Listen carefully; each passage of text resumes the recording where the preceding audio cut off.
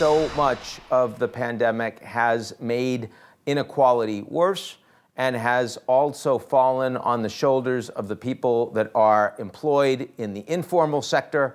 That's women. How much have women been set back by the events of the last year? Well, I think there has been massive setbacks for women in this last year, and we have lost years and years of progress.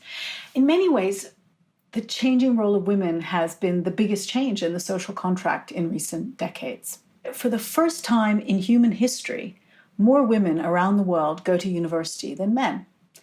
And what we observe around the world is that women do, in fact, in most universities, slightly better than their male counterparts. They go into the labor market, they earn the same, and as soon as the first child is born, there's a massive divergence. Women's incomes falls, men's rise, because they move to these more flexible and part-time work arrangements. And as a result, they have less experience, and as a result, they don't get promoted, and as a result, you have a gender pay gap. And then, of course, during COVID, we saw that in extremis because many families who had to lock down, keep children at home, do homeschooling, those roles tended to fall to women. And I think there's a real question about how quickly we can recover from that. Recovering is so important because those women are incredibly talented. And, in the US, between 1960 and 2010, 20 to 40% of the gains in productivity in the US economy came from the fact that more women entered the labor market. And so that employers, rather than just choosing from a narrow pool of white men, could draw on the talent of women, of Black people.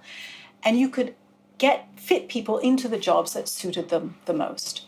And that better use of talent is a key driver of productivity going forward, and a really important reason why we need to make sure that in the wake of COVID, we restore that equal access of everyone to the labor market. On average in the world, women do 2 hours more unpaid work than men. Yeah. 2 hours more every day. Mm-hmm. And that varies enormously from sort of very egalitarian Norway, where women do 20% more unpaid work, to very unegalitarian Pakistan, where they do 1,000% more unpaid work than Pakistani men.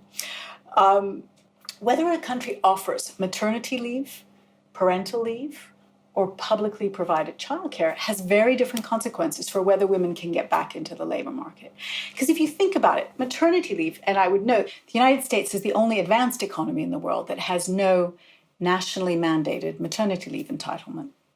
But maternity leave says to women, you stay home and take care of your child. Parental leave says to a family, you can both stay home and take care of your child. Publicly provided childcare says society will help you take care of your child so you can both continue to work. And that spectrum has very different consequences. These choices are very personal, but I think societies that give families a wider array of options so each family can choose the right mix of who does childcare and who works in the marketplace would result in both fairer but also more efficient society.